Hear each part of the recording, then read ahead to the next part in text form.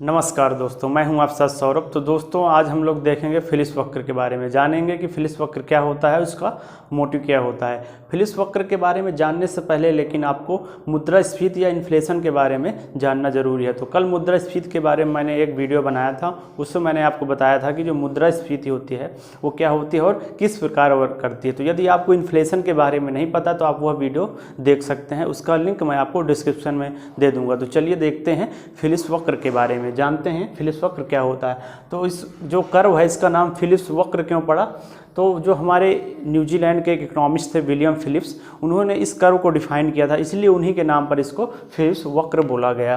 अब देखते हैं इसका मतलब क्या होता है। तो इसका मतलब ये है कि फिलिप्स ने क्या डिफाइन किया।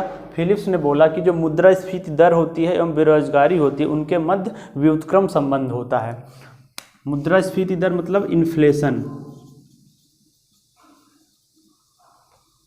एवं अनएम्प्लॉयमेंट के मध्य व्युत्क्रम संबंध होता है, मतलब उल्टा संबंध होता है।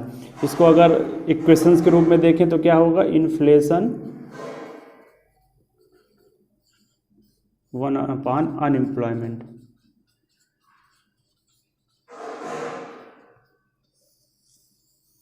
आसान सी भाषा में ये कह रहा है कि महंगाई जितनी ज़्यादा बढ़ती जाएगी अनएम्प्लॉयमेंट घटती जाएगी, मतलब इन्फ्लेशन जितनी बढ़ेगी उतनी बेरोजगारी कम होगी, और जितनी इन्फ्लेशन कम होगी उतनी बेरोजगारी बढ़ती जाएगी। अब देखते हैं कि फिलिप्स वक्र किस प्रकार डिजाइन किया जाता है। तो मैं आपको बताता हूँ कि कर्व किस तरह बनता है। हम इस कैसे मुद्रास्फीति एवं अनएम्प्लॉयमेंट में संबंध को देखेंगे।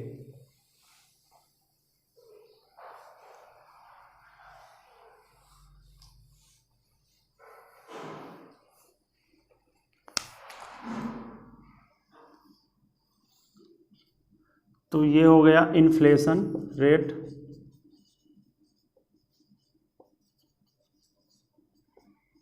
इधर ले लिया अनएम्प्लॉयमेंट,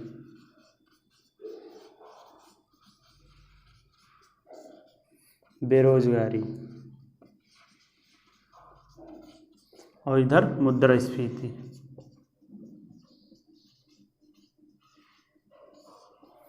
अब इसका कर्व ऐसे बनेगा। फिलिप्स की जो डिफिनीशन है वो क्या है कि इन्फ्लेशन अधिक होगी तो बेरोजगारी कम होगी। तो कर्व कुछ ऐसा बनेगा, यहाँ पर 0, यहाँ पे मान लिए 1 हो गया, यहाँ पे 2 हो गया, यहाँ पे 3 हो गया, 4, 5।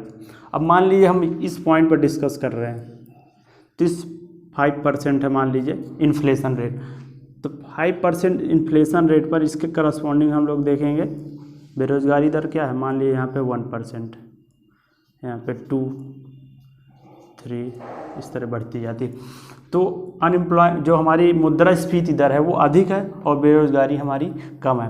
अब यहाँ पर देखेंगे तो यहाँ पर हमारी बेरोजगारी बढ़ जाएगी। यहाँ पर देखेंगे जैसे इन्फ्लेशन रेट घटती जा रही है बेरोजगारी बढ़ती जा रही है। तो फिलिप्स का यही कहना है कि जो इन्फ्लेशन रेट होती है और हमारी जो अनएम्प्लॉयमेंट रेट होती है वो एक दूसरे के व्युत्क्रम होती हैं, मतलब एक दूसरे के विपरीत होती हैं। ये कहना है फिलिप्स का। फिलिप्स वक्र उन्होंने दिया था,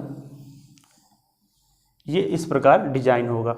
अब मैं इसको आपको आसान सी लैंग्वेज में समझाता हूँ कि इनके मध्य व्युत्क्रम संबंध क्यों होता है। तो कल मैंने आपको बताया था कि मुद्रास्फीति दर कब बढ़ती है, मुद्रास्फीति कब होती है। तो मुद्रास्फीति कब होगी, जब मार्केट में पैसा ज़्यादा आ जाएगा। कहने का मतलब ये है कि जब देश के सभी नागरिकों के पास पैसा आ जाएगा तो मुद्रास्फीति इन्फ्लेशन बढ़ जाएगी। क्यों बढ़ेगी, क्योंकि सभी नागरिकों के पास पैसा आ गया। अब वो लोग मार्केट में जाएंगे, ज़्यादा पैसा इन्वेस्टमेंट करेंगे, किसी वस्तु को खरीदने के लिए ज़्यादा से ज़्यादा पैसा देंगे, तो उस वस्तु की रेट बढ़ जाएगी, तो मुद्रास्फीति बढ़ जाएगी।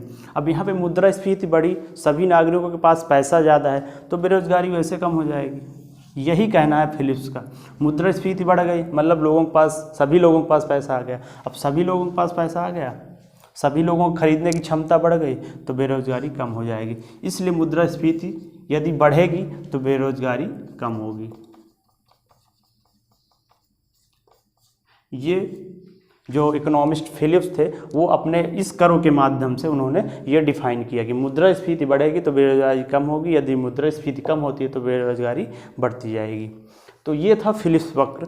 इस फिलिप्स वक्र का यूज करके हम लोग इकोनॉमी में बैलेंस बनाते हैं कि कितनी मुद्रास्फीति दर रखना है जिससे बेरोजगारी थोड़ा कम रहे, और कितनी मुद्रास्फीति कम करें कि बेरोजगारी थोड़ा बढ़े या फिर थोड़ा कम हो। तो इसको देखते हुए फिलिप्स वक्र के अकॉर्डिंग हम लोग अपनी इकोनॉमी को बैलेंस करते हैं। तो आई होप आप लोग को समझ में आ गया होगा कि फिलिप्स वक्र क्या होता है और कैसे वर्क करता है।